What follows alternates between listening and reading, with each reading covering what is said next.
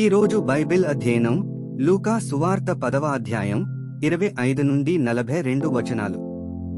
ప్రార్థన.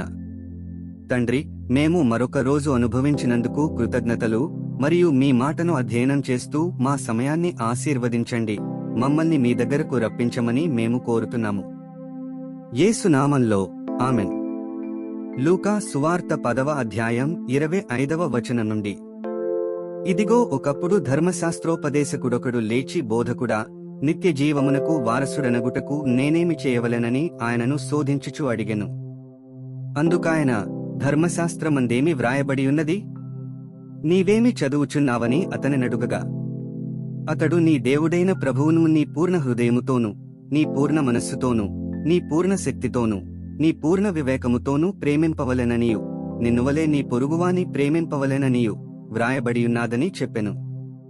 అందుకాయన, నీవు సరిగా ఉత్తరమిచ్చితివి, అలాగు చేయుము, అప్పుడు జీవించెదవని అతనితో చెప్పెను. అయితే తాను నీతిమంతుడైనట్టు కనబరుచుకొనగోరి అతడు, అవునుగాని నా పొరుగువాడెవడని యేసునడిగెను. అందుకు యేసు ఇట్లనెను, ఒక మనుష్యుడు యెరూషలేము నుండి యెరికో పట్నమునకు దిగివెళ్ళుచు దొంగల చేతిలో చిక్కెను. వారు అతని బట్టలు దోచుకుని అతని కొట్టి కొరప్రాణముతో విడిచిపోయిరి. అప్పుడొక యాజకుడు ఆ త్రోవను వెళ్ళుట తటస్థించెను. అతడు అతనిని చూచి ప్రక్కగా పోయెను. అలాగుననే లేవీయుడొకడు ఆ చోటికి వచ్చి చూచి ప్రక్కగా పోయెను.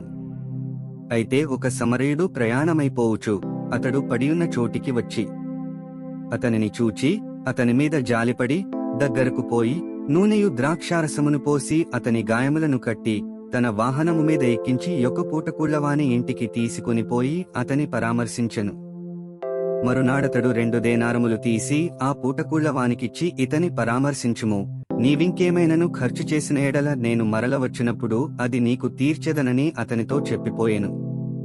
కాగా దొంగల చేతిలో చిక్కిన వానికి ఈ ముగ్గురిలో ఎవడు పొరుగువాడాయనని నీకు తోచుచున్నది అని యేసు అడుగగా, అతడతని మీద జాలిపడినవాడే అనెను.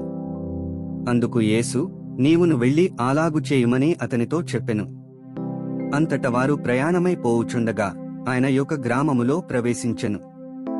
మార్తా అను ఒక స్త్రీ ఆయనను తన ఇంట చేర్చుకొనెను.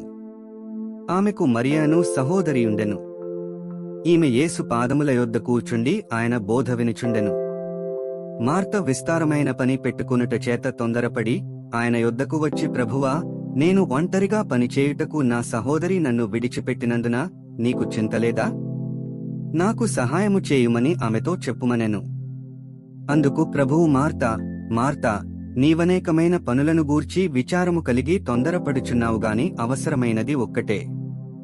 మరియ ఉత్తమమైన దానిని ఏర్పరచుకునెను, అది ఆమె యొద్ద నుండి తీసివేయబడదని ఆమెతో చెప్పెను. 42 వచనాలు చదివియున్నాము. ముగింపు ప్రార్థన. ఓ దేవా, మా విలువైన సమయాన్ని మీ వాక్యాన్ని అధ్యయనం చేసినందుకు ధన్యవాదాలు. మా మార్గాలలో నడవడానికి మరియు మన సత్యాన్ని ఇతరులతో పంచుకోవడానికి మాకు ధైర్యాన్ని ప్రసాదించు. మీ పరిశుద్ధాత్మ మాకు మార్గనిర్దేశం చేస్తూ సర్వసత్యంలోకి మమ్ములను నడిపించునుగాక. ఆమెన్.